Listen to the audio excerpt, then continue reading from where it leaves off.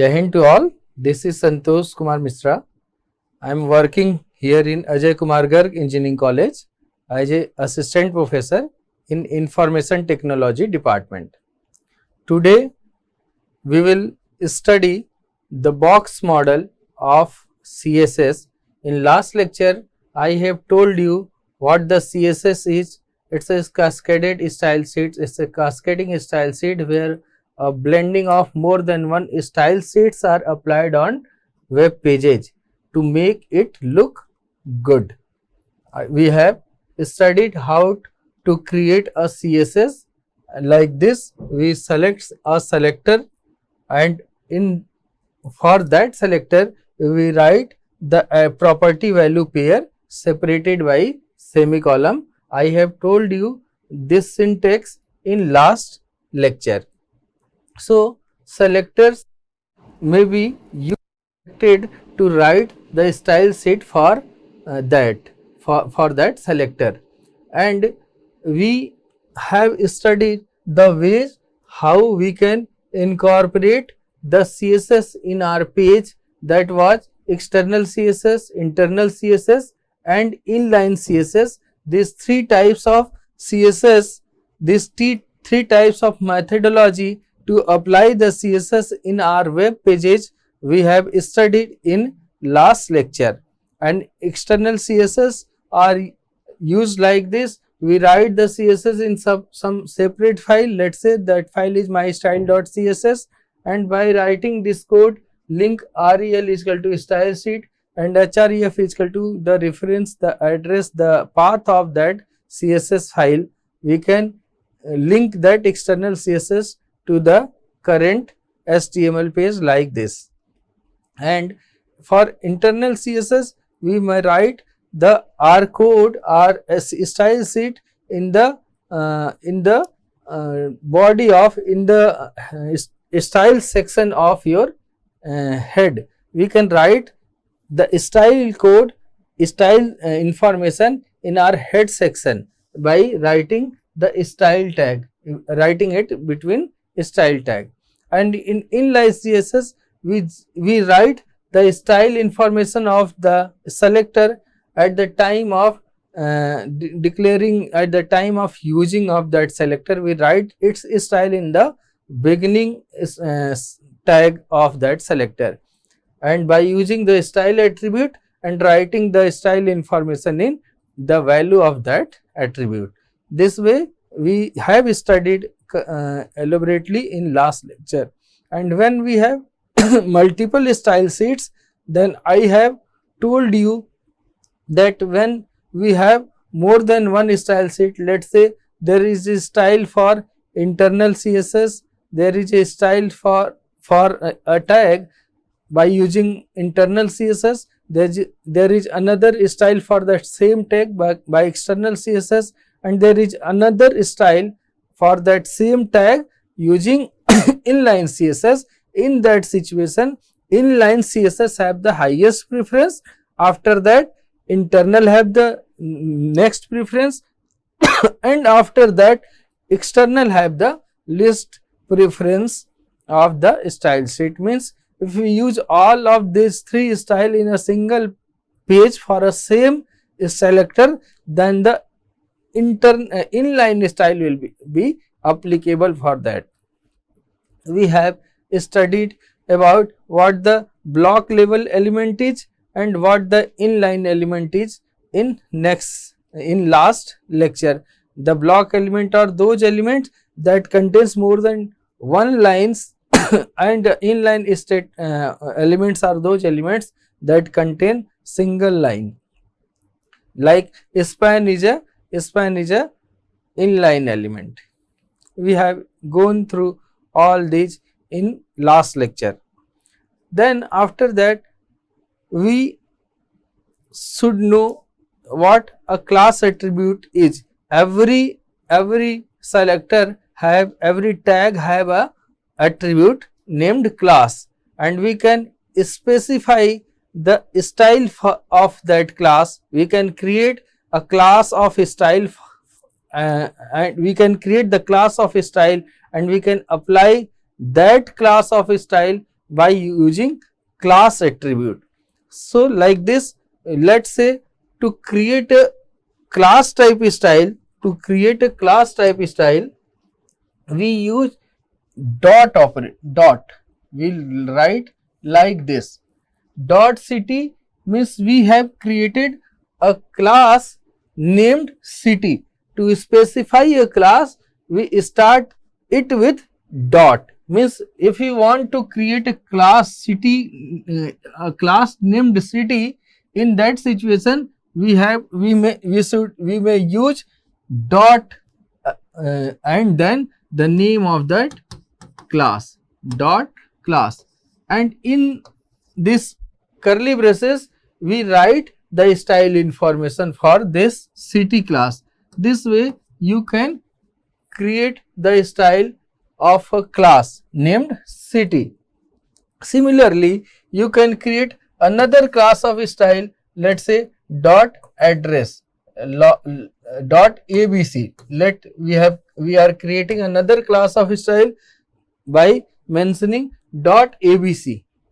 So to create a class in style sheet, you should start it with dot, and after that dot we write a name for that class, and in curly braces we write the property value pair of the attribute value, of the CSS attribute value.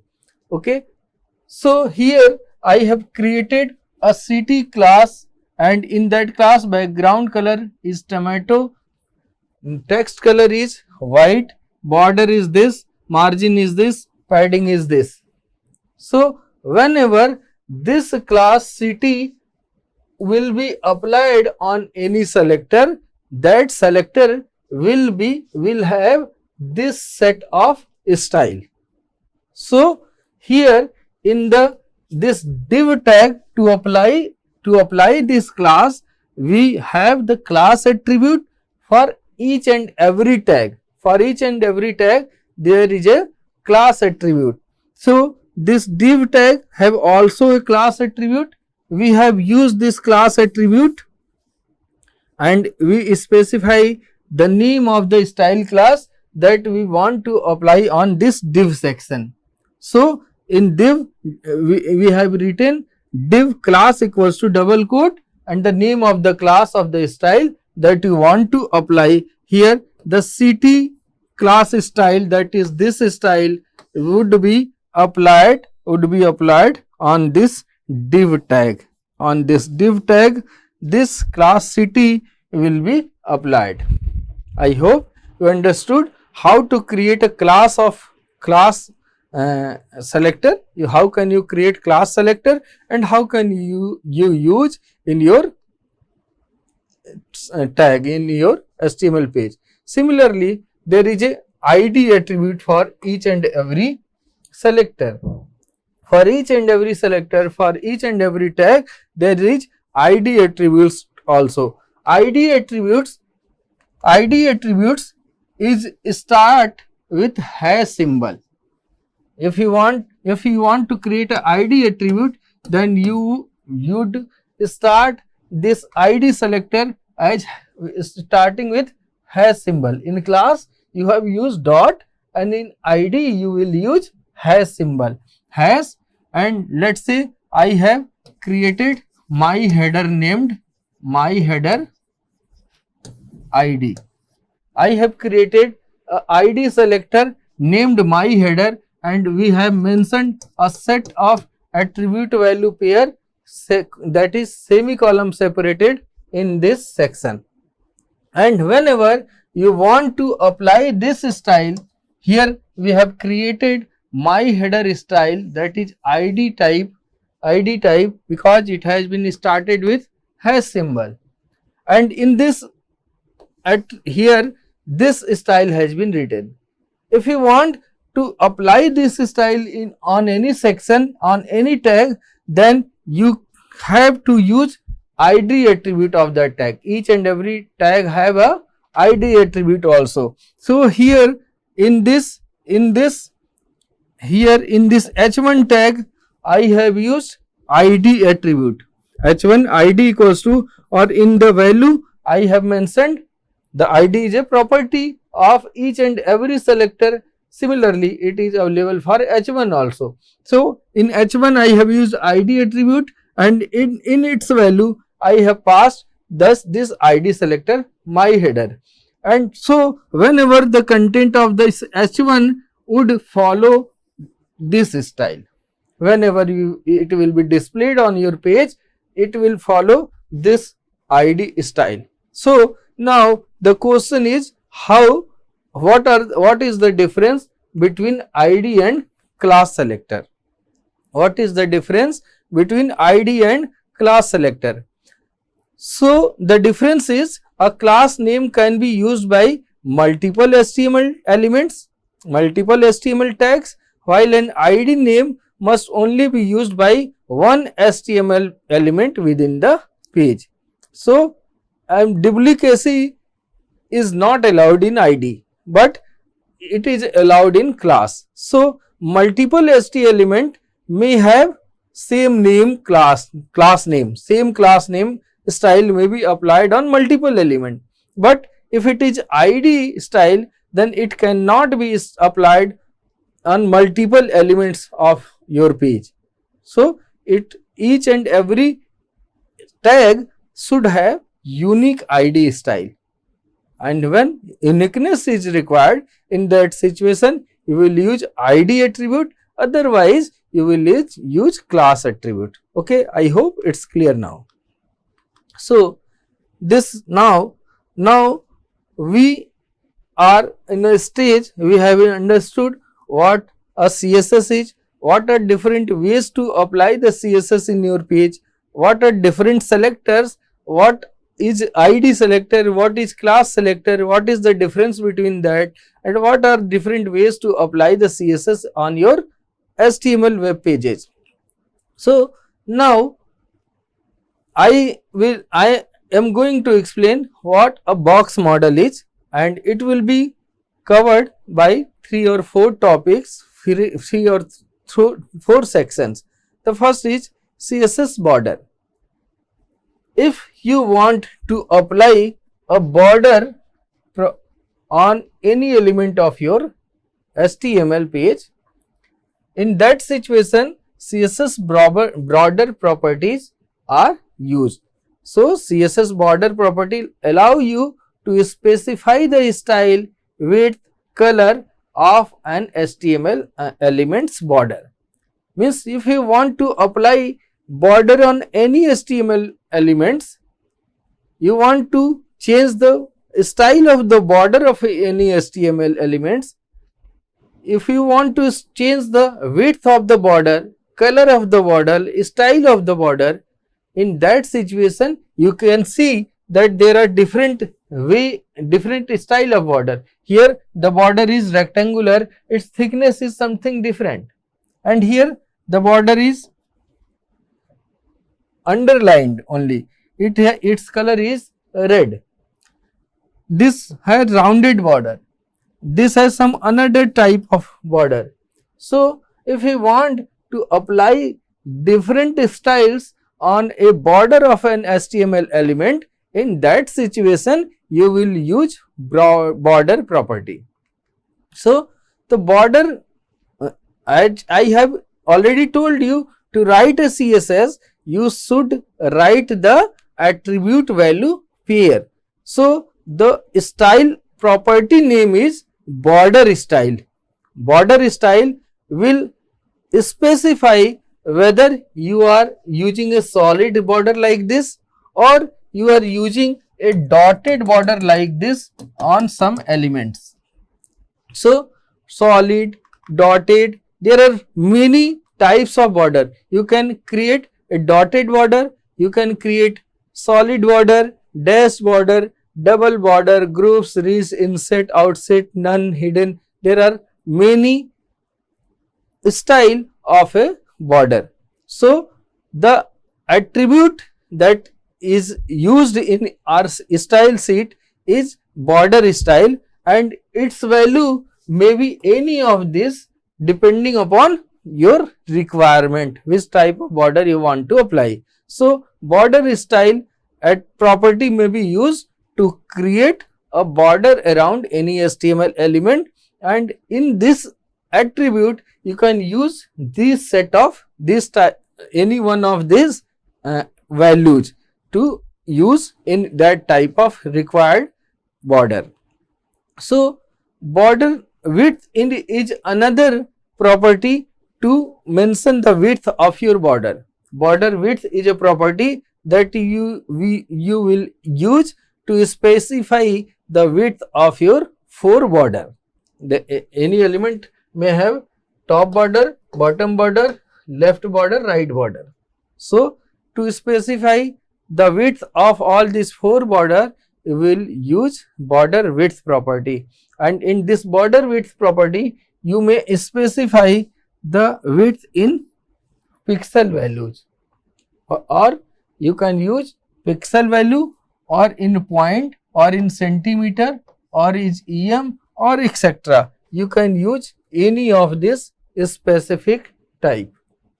So I have specified the width of the border is 5 pixel here and 5 pixel here, and here the border width is medium. So this way you can specify the border of your HTML element. So now the color of the border of your HTML element you can specify by border color attribute, and its value may be any of the color like red, blue, pink, any of color directly you can mention as the value of this border color attribute. You can specify the hexadecimal color code also. You can specify the RGB color code also, or you can specify the HSL value of the RGB that makes this is red, this is blue, this is red, green, blue, and its percentage value specify the which type of color will be generated. So you can specify in any format of the color as an attribute of value of this border color attribute. Here I have mentioned the color of the border as red. Now this way you now know that to mention a border around any element you may have to style write its style, its width, and its color. You can specify separately by 3 attributes. First attribute border style, you can specify this value. Then second attribute border width, you can specify the border width. Then border color, and you have to write all these 3 attributes. There is another way to write this all 3 collectively, and this is called CSS border shorthand property, and you can in this way shorthand property you can write the border at the select the tag, and the attribute name is border and its value is written first collectively, its value is written collectively. First you will specify the width of the border, secondly you will specify the border style, and thirdly you will specify the border color. All these 3 values may be specified like this. So this p tag have a border of 5 pixel, that is solid type, and its color of the border is red. This way you can specify all these 3 values simultaneously. Now you understood what the CSS border is. How can you apply the border style on your HTML element. Now the second one is margin. Margin properties are used to create a space around elements outside of any defined border. The space outside of any defined border, if an element has been put in this border and the window of screen is like this, how much space it will take from the top, this border, how the space that it takes from the top is top margin, the space from the left is the left margin, the space from the right is right margin, and this is bottom margin. Top margin, bottom margin, left margin, right margin. So margin specify the outside space of a border, from how much distance from the left it will align. So you can specify the margin of an HTML element. It has CSS have given properties like margin top dash top to specify the top margin, margin dash right to specify the right margin, margin dash bottom, margin dash left to specify the required margin, and these margin values may be specified in the pixel, in the point, in the centimeter, or in the as a percentage value. So CSS margin property is used to create space around elements outside of any defined border. I hope it's clear now. Now what the padding is? Padding specifies the space around an element's content inside of any defined border. Means if this is a border and here there are some content, some text written, like let us say hello, then how much, let me erase it and write again. Let I am writing a hello here, hello. How much the content is hello, how much space it will, this hello will take from internally how much space it will take from the left inside the border, how much space it will take from the right, how much space it take from top, how much space it took from bottom. It specify the padding. This is the padding, top padding, bottom padding, left padding, right padding. Previously the margin specify the space, margin specify the space from the outside the border, space from screen to the border, space from the screen left screen to the border. Outside space is margin, but the space inside the border from the content is padding. And to specify it, padding top, padding bottom, padding left, padding right properties has been given, and you may specify its value similarly as the margin in the pixel value or in the point or in the centimeter or in percentage form. So overall the CSS box model is specify this 4 things. First one is the content that you want to style, that you want to display. The space from this content to the border, space from this content to the border is the padding. The space from this border to the outside screen is the margin, and this collectively called as the box model of CSS. So content padding, the content of the box where text and images are appear. Padding clears an area around the content. Padding is the transparent border that goes around the padding and content. And margin, all this has been specified in this example. So this is an example where a div section style has been written. Here the background color is light gray, width, border, padding, margin has been specified, and this has been applied for this div tag, div elements. So when we will apply, this content will be, this is the content, this one is the padding, this is the top padding, bottom padding, right padding and left padding. So, and this box, this border, this is the border, and this border, how much it take from this screen, how much it take from here, this one is its margin, this one is its margin. So this way you can see that you can change this value and see how the things are moving. This way you now understand what the box model is. This one is the content, this one is the padding, this is border, and this is margin. I hope it's clear now.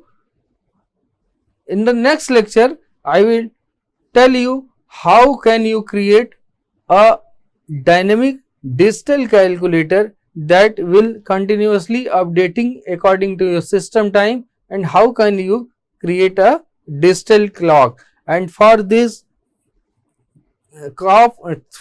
task we will use JavaScript. Okay, thank you, thanks a lot. We will meet in the next lecture.